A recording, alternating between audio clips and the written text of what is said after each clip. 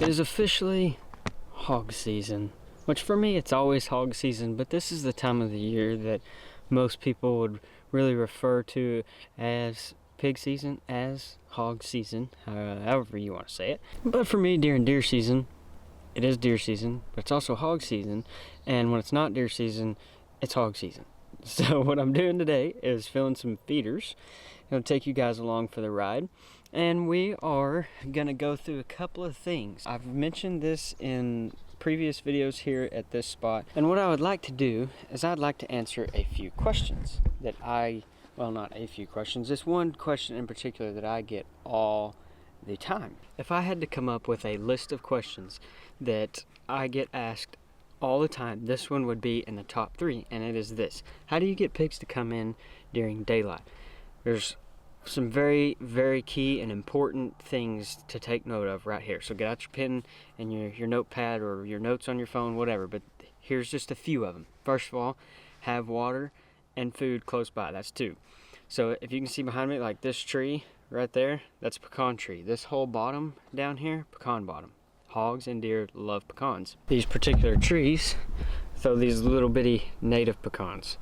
This one's still in its shell, never got eaten. This one, the bugs got to before anything else could. The big paper shell pecan trees, deer tend to like better, and the hogs too, because they're easier to crunch through these shells, and they have bigger, more tender meat inside of them. I guess that's what you refer to it as. I don't really know. Secondly, let's touch on the water for just a second here. About 50-60 yards that way and about 40 yards that way, there's a creek that runs through here, and for the most part it's pretty seasonal, but there's some pools that build up and hold water throughout the year. We've gone through a very, very, very dry spell. We haven't got in hardly any rain, or any rain at all actually, since September, and it is officially like January the 22nd or 23rd today, and today is the first day that we've gotten rain in months, and it rained pretty good, pretty hard. All the ground, everything's dry. So if you have water, you have food, you're in good standing there. Second or third off, I guess, pressure. So if you're putting way too much pressure on animals whenever you go out and hunt, it's a big, big no-no. This particular property, I have 1, 2, 3, 4. Yeah, I have 4 spots set up that I hunt all the time. Well, I say all the time. I rotate for 1 week, and it also depends on patterns too, what animals are hitting and where.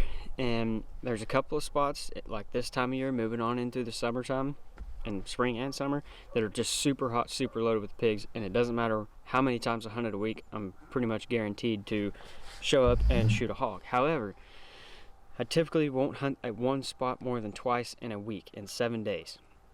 Keep the pressure off of them, keep your scent out of there, especially if you shoot something and then you go walking through the brush and you go to track it. You're putting some pressure on some animals, and they're gonna smell where you've walked, so on and so forth. But pressure is a big thing. Make sure that whenever you go in there, you come in quietly, you leave quietly. You try not to make too much noise while you're in the stand, because I know for me personally, I've been busted over the years a couple of times just because of little things. Little things. So you gotta be, it's more so for whitetail than it is with your hogs, but gotta be careful, gotta be quiet. Everybody knows this. But over time, if you're hunting one spot all the time, week after week after week, the animals pick up on that. They know that, and they'll just quit showing up. If you do those things, those 3 or 4 things right there, you got water, you got food, you're not putting a whole lot of pressure on each one of your sets, and you still can't get hogs to come in during daylight hours, next thing is going to be where your stand location is. Pull up a topographical map. It doesn't matter which one you use. There's like 3 or 4 apps out there that I use for wind direction, for all kinds of stuff. There's a lot of different features on all these apps, but you could even use just like the regular navigation maps on your phone and switch it to satellite view and check out the areas where you're hunting. Look for key things like trails, look for water sources, and look for good food sources. Sometimes it takes you going out there and walking around as well. That's how this spot ended up being where it's at right now, because I came out here and walked around, found it, and fell in love with it, and it's been a great spot. If you do that homework, you get a trail camera out, get trail cameras out on, not just on feeders, but on trails and in different areas, And what you can do is you can figure out which direction these hogs are coming from. If they're traveling, you know, 3/4 or a half mile to get to your feeder and get to water, and then they're leaving and they're not bedding on your property, go figure out where they're bedding and move close to it. You don't want to move right in the middle of that bed, because if you're constantly in and out of there making all kinds of noise, setting the feeder up, setting the stand up, you're going to blow those hogs out of there. You won't ever see them again most of the time. So what I like to do is find where they're bedding, get within, you know, a couple hundred yards of it, 150, 200 yards, sometimes not even that close. Sometimes it'll be 300 to 400 yards, because that's not a far distance for them to travel to come eat at your feeder or eat your hand corn or whatever. But those 4 or 5 things right there can set you up for some really great success and getting some hogs in during daylight hours. One other thing that I will throw in here as well is I like to, whenever I'm hunting and I have groups of hogs that are coming in and out, if it's like a one boar by himself, get that sucker out of there as quick and as fast as you can. Get him out of there. He runs and keeps everything off your feeders 9 times out of 10. That's what those big boars do.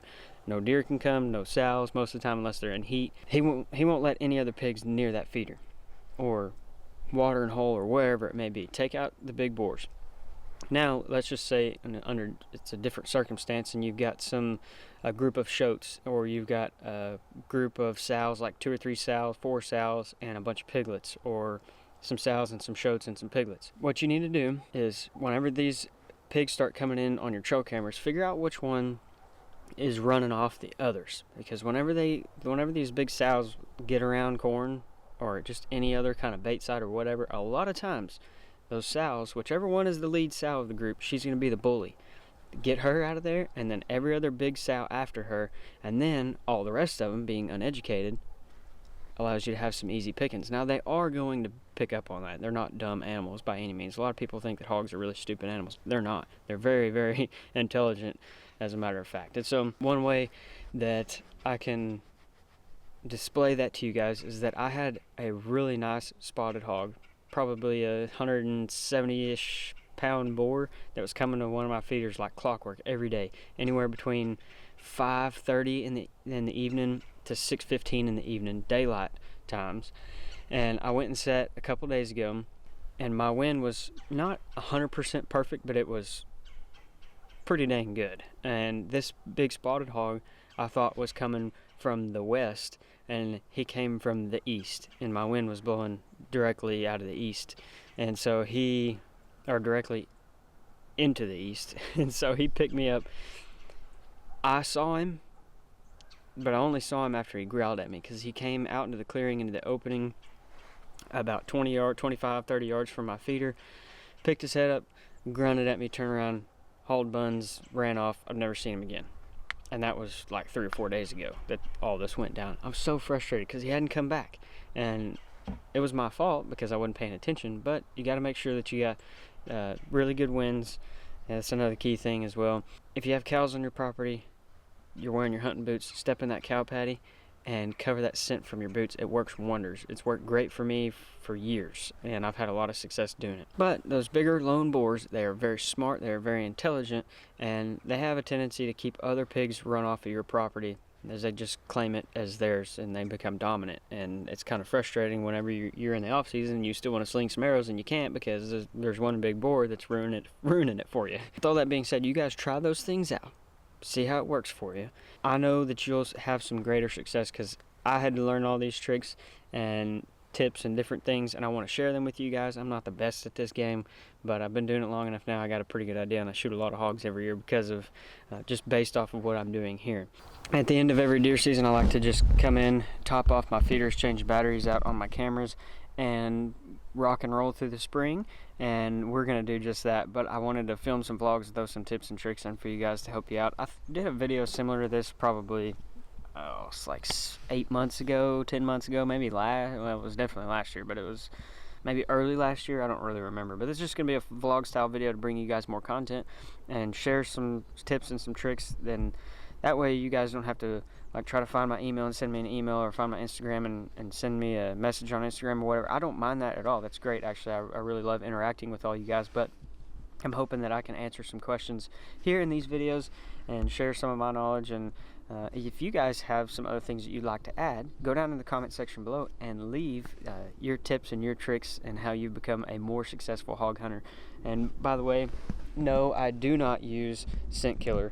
I used to whenever I first started out. It's a huge gimmick, and to me, honestly, personally, it's a big waste of money. Now, if I am going to use scent killer, this stuff right here is pretty good stuff. This is not an endorsed thing, but Hunt Lab Scent Technology is pretty good stuff, and I have had some great success using that. But all the other mumbo jumbo out there on the market, don't waste your money on it. If you're hunting the wind and you cover the scent on your boots with, even just like dig your heels into the dirt, or cover your boots in mud, or find a cow patty or something, or leave your boots sitting outside in the dirt, anything. Don't take them inside, but it covers the scent off of your rubber soles, and that's only really necessary if you're hunting in particular areas where you're maybe using a game trail to come into your spot, and you know that animals are going to come down that trail. Cover that scent on your boots and hunt with the wind, and literally you could do whatever you like. I could spray down with cologne and probably like smoke a pipe and do whatever else I wanted to in a stand. As long as you had the wind back in your face and the animals weren't coming from that direction, you're golden. Nothing's ever going to pick you up. Now that all of that is out of the way, let's do some work here. I've got 10 bags of corn. This feeder's only going to hold about probably 4 bags, because it's not nearly as empty as I thought it was. It needed to be topped off. I'm going to do them all today, and then it's going to be pig sticking time, which is, oh, like I said, it always is pig sticking time, but it's really going to be pig sticking time coming up. Now I don't have to worry about running deer off or anything else like that. So let's get to it. This should be fun.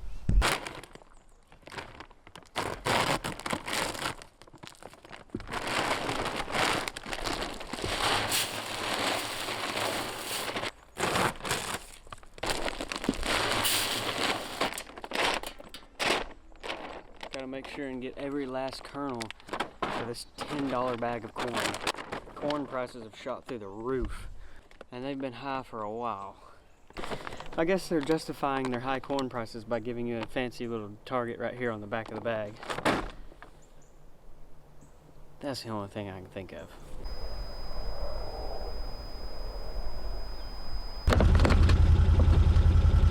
On to the next one. This feeder right here. Serious issues it has, and well, I say serious issues, it's obviously working correctly. However, it is in pretty rough condition. The barrel, I think, probably reusable. However, one of these legs I've had to weld on a couple of times, and because the cows would get in here and knock it over and stand on it and just completely wreck it. Actually, now that I'm looking at that, I'll probably just buy a new barrel. They're like 25 bucks. But anyway, the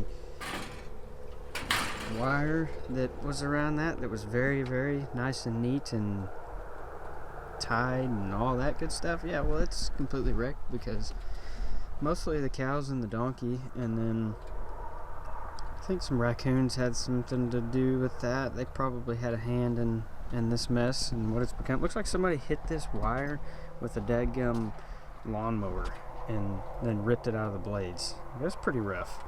So I think what I'm going to do, oh yeah, I forgot about that. This feeder's never leaked. I forgot, what did I do there? Oh, I think when I got this barrel, it had a hole in it, so I filled it in with a weld, and then I put a bunch of silicone on top of it. It's worked, it's held, it's never leaked. I forgot all about that. This feeder's super old though, and it needs some work for sure. I think what I'll do is I'll build an all new feeder, and if you guys want me to film that and show you how I normally build feeders, like this is one of the first ones I ever built. I was still in high school, I think. Yeah, it was like in early high school whenever I built this feeder. Why I put such short legs on it, I don't know, but I did, and it hasn't given me a whole lot of fits. However, it's just time to, I think, scrap the whole thing and build a new one altogether. If you guys want me to film that whole aspect and film just a feeder build, let me know down in the comment section below, and I will definitely do it. because I enjoy filming stuff like that, and I enjoy working on stuff. I really, really love welding. We'll do that. I think I will. I think a lot of you would enjoy that. You'll get to see how I build feeders, and then if y'all want to build the exact same thing, you can do it. And I like these stand and fill style. Most of the time I don't have to worry too much after I T-post them about animals getting to them, but I'm going to make this one a little bit taller with taller legs. That way the cows and stuff can't get their heads up underneath there, and the pigs and everything else, and they can't destroy it quite as bad as this one is destroyed.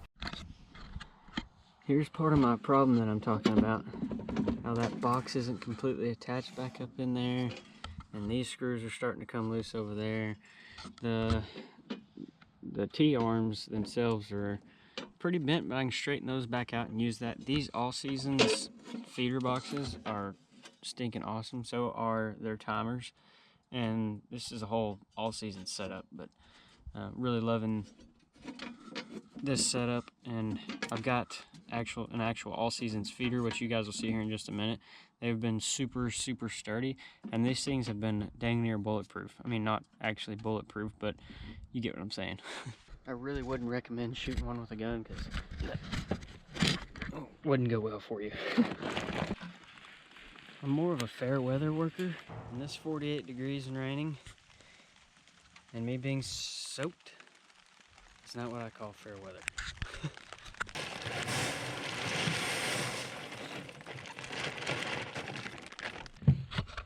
Done.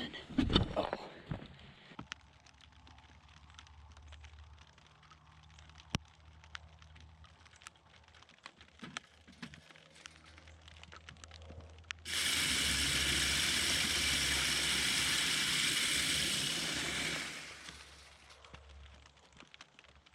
The feeder right there slings some corn, let me tell you what.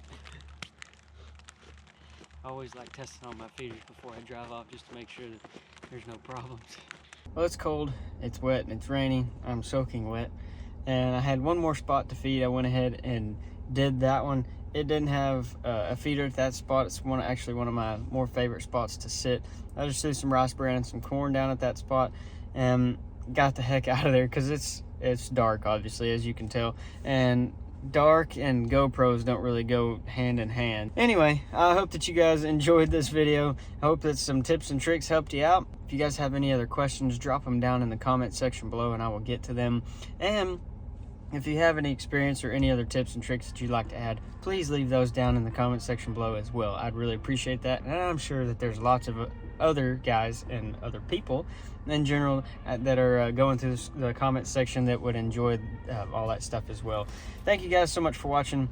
There's going to be more vlogs coming from me this year. I can't wait to be filming more and putting more videos out for you guys. I really enjoy getting out with a camera and just showing you stuff that I normally wouldn't show you. So I hope that y'all liked it as well. Let me know some other video ideas down in the comments. I love to hear what you guys want to see, and I'm pretty good with coming up with some video ideas and different things, but I also really enjoy taking y'all's ideas and putting my own twist on them, my own spin on them, and then making them happen. So let me know down below. You guys are awesome. Thank you so much for watching, and I'll see you in just a couple days.